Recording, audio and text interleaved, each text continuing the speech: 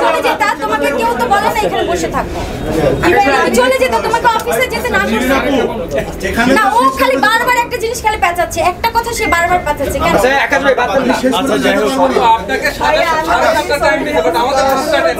এক জিনিস বারবার বলতেছে। ঠিক আছে, একটা লাইন দিয়ে আপনি দুঃখিত আজকের এই ঘটনার কারণে এটা একটু বলে আপনি এবার তাদের সাথে আমি যাদেরকে ইনভাইট করছি তাদের সাথে আমার পার্সোনালি অনেক ভালো একটা বন্ডিং, দ্যাটস হোয়াই আমি তাদের পারমিশন নিয়েই তাদের ছবিগুলো আমরা ইউজ করি এবং তাদেরকে পার্সোনালি ইনভাইট করেছি।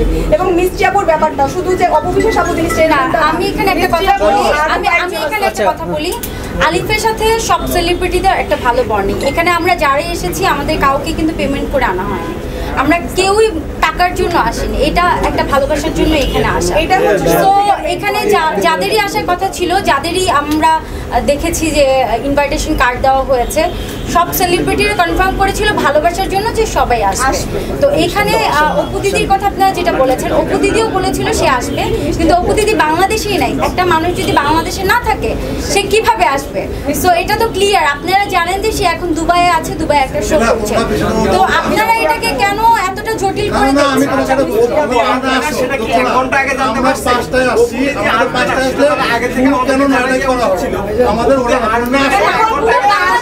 পুরো বাংলাদেশ জানে সে কোথায় আছে, আপনারা এই জিনিসটা জানেন না?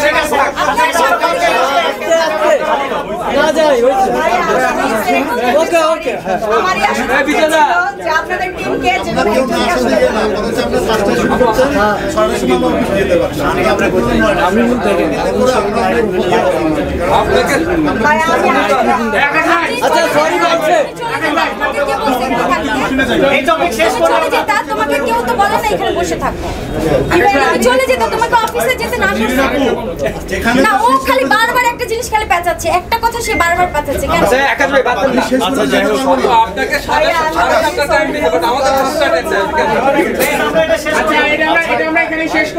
আচ্ছা, একদম সবার কাছে অনুরোধ রইল, একটা মানুষ যখন অনেকবার করে মন থেকে সরি বলে এটা অ্যাকসেপ্ট করা উচিত। আচ্ছা আপু, অনুভূতির বিষয়টা একটু বলেন, বলেন শুরু করলেন। আপনারা যে প্রতিষ্ঠানে আসছেন এই প্রতিষ্ঠান সম্পর্কে আচ্ছা, আমার খুব ভালো লাগছে। আজকে আলিফ মেকওভার গ্র্যান্ড ওপেনিং। তো আমি আলিফের খুবই কাছের একজন বন্ধু, তো আমি সবসময় ওকে সাপোর্ট করি। আর সব থেকে বড় কথা, এই বারটার আশেপাশে মানে এই কি বলে ব্র্যাক ইউনিভার্সিটির উল্টা পাশে এত বড় একটা মেকওভার স্টুডিও হয়েছে, এটা একটা আনবিলিভেবল ব্যাপার। একজন মেয়ে হয়ে এত সুন্দর একটি প্রতিষ্ঠান তৈরি করাটা এটা আসলে অনেক বড় কি বলে যে অনেক বড় একটি ব্যাপার, হ্যাঁ সাহসের ব্যাপার। তো আমি আলিফকে সাধুবাদ জানাই, আমি সবসময় ওকে শুভেচ্ছা দেই, আমি সবসময় বলি যে তুমি সাহসের সাথে সবসময় এগিয়ে যাও। আপু ইন্টেরিয়র কাজটা কেমন হয়েছে? ইন্টেরিয়র তো অনেক সুন্দর হয়েছে। আমি আজকের আগেও আমি একদিন এসেছিলাম যেদিন ইন্টেরিয়র কমপ্লিট হয়েছে, তো আমাকে ও বলেছিল যে তুমি একটু ঘুরে দেখে যাও। তো আমি এসে দেখলাম যে আমার চোখে এরকম পড়েনি, পুরো ঢাকা শহরে এত সুন্দর ইন্টেরিয়র কোনো মেকওভার স্টুডিও নাই। অ্যাকচুয়ালি আমার কাছে এটা খুবই ভালো লেগেছে। আর এটা একদমই second floor, third floor and মানে পুরোটা, হ্যাঁ পুরো বিল্ডিংটাই হচ্ছে একটা পুরোটা মেকওভার স্টুডিও।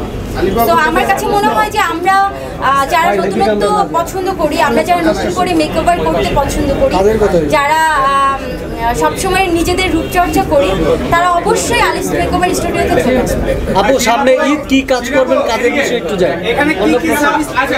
সামনে অনেক আর্টিস্টই ডে বাই ডে বিজনেসে নামছে, সেক্ষেত্রে আপনার ভবিষ্যতে কোনো প্ল্যানিং আছে কিনা ধরনের বিজনেসে নামার ক্ষেত্রে? আমার ভবিষ্যতে কোনো প্ল্যান নাই, কারণ আমি অনেক ভয় পাই। আলিফ যেরকম অনেক সাহসিকতার সাথে এভাবে কাজ করছে, আমি আসলে অনেক ভীত। মানে আমি অভিনয়ের ব্যাপারে ব্যবসায়িক ব্যাপারে আমি একদম আমার মানে মাথার ভিতরে এগুলো কিছু নাই। তো আমি ব্যবসায়িক কোনো প্ল্যান নেই। আমার মাথার ভিতরে শুধু সিনেমা আর অভিনয় কাজ করে। আচ্ছা আপু, ঈদে ডিপজল ভাইয়ের কি ছবি আসতেছে আপনার? ঈদে আমার এবার ঈদে কোনো ছবি আসছে না। ঈদের পরে বয়টা তুলে দেন। ডিপজল ভাইয়ের সাথে জিম্মি ছবিটা কমপ্লিট, আরেকটি ছবি রেডি হয়ে আছে। আরো 4টা ছবি আমার অলরেডি সেন্সর আমি তো বসে নেই। আর রিসেন্ট হচ্ছে আমি স্বয়ংবর একটি ছবি শেষ করলাম অ্যান্ড ব্যাড গার্লস নামে আরেকটি ওয়েব সিরিজে কাজ করছি।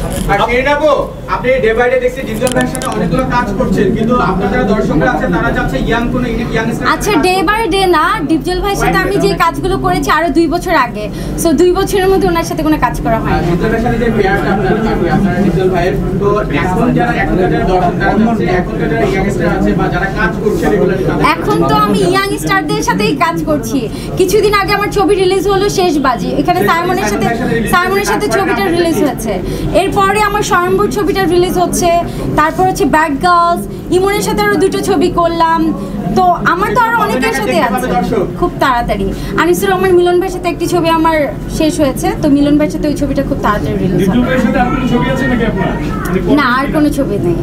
শাকিব খানের ব্যবসা অনেক তারকায় যুক্ত হয়েছে, ওনার ব্যবসায় তার যুক্ত হওয়ার কোনো কথা হয়েছে কিনা শাকিবের ভাই? অলরেডি হারলেনের সাথে আমার কথা হচ্ছে, তো রিসেন্ট আমি ওনাদের সাথে একটা মিটিংয়ে বসবো, দেখা যাক কি হয়। বন্ধু ভাই আপনার কাছে একটু যেতে চাই প্লিজ। বাংলা টিভির বন্ধু সিনেমার ক্ষেত্রে আপনাদের একটা ভূমিকা